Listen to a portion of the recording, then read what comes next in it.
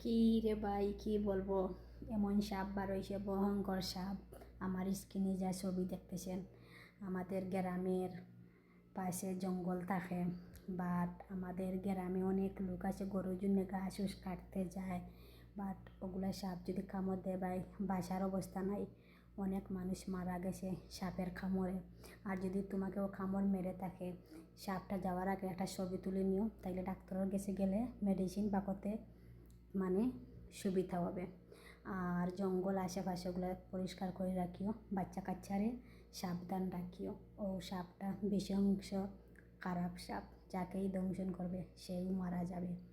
আর আমার ভাই আর বোনের ধরে ভিডিওটা ভালো লাগলে একটু শেয়ার করে দিও দশজনটা দেখার জন্যে।